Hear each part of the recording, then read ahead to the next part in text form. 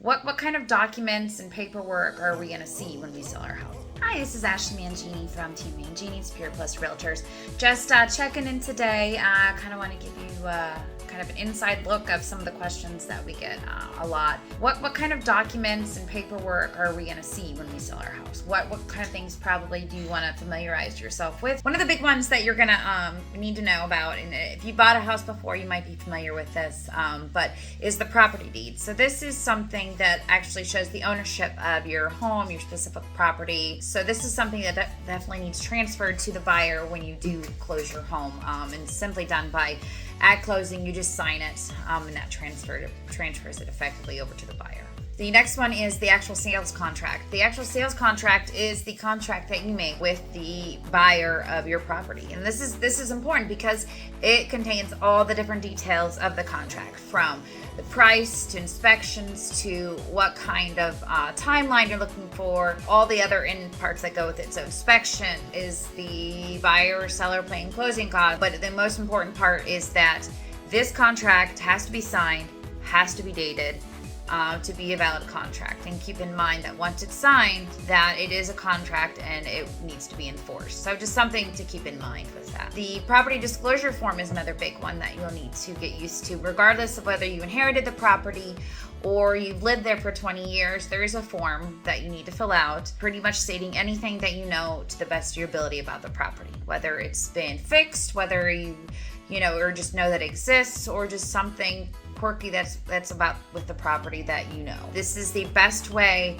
to cover yourself in terms of any kind of liability or any issues that you know about the property. So if you disclose them in the beginning, it's better for you in the end if the buyer finds out later. Another big document that you're going to need is title report. So whether you're using a title company or you are going through an attorney, whether it's probate or something like that, the title company or attorney will need to do a title search. And this is when they go back into the history. Sometimes it's up to 50 years of the property, showing, who all owned it before.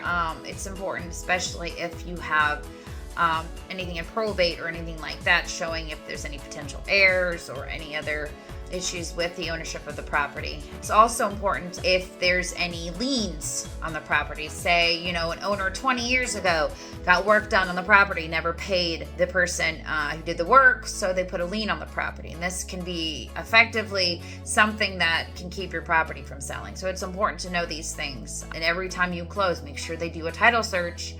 So in case any of these things come up, can either delay and or postpone your closing. The home inspection report. This is obviously something you do. Either you can do before you list, or you can do, when a buyer comes into it, they're going to want to do a home inspection.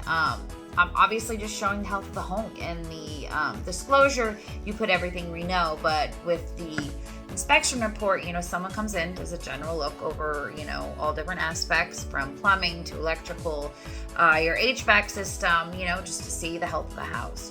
What is there any issues that you don't know about? And this is essentially important for both sides. If there's something that you didn't know about that needs done, or that, the buyer needs to be made aware of that you didn't know. So those are really important things. And then the closing disclosure, this is something effectively you'll get at closing. It's just saying, what all the fees are coming in, like the property taxes, the proration, other closing fees you're going to have, such as title fees, search fees, deed prep fees, and then the commissions that come out of usually the seller side. Something to keep in mind. What we do a lot of the time, we do a seller net sheet when we get potential offers, and kind of helps us negotiate different offers and see what fees, what other associated costs might come along. So those are normal fees. Sometimes buyers might ask for some closing costs to be paid of, or appraisal, or anything else to be paid for. And so those things are to take account of when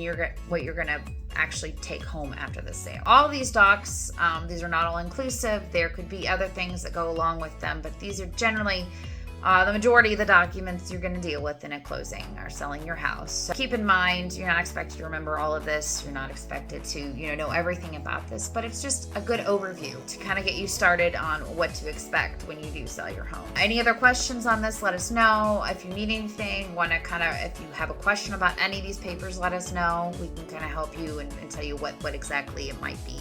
get a hold of us, ask questions. We're here for you. Ashleigh Mangini, Superior Plus Realtors, Team Mangini. Have a great day.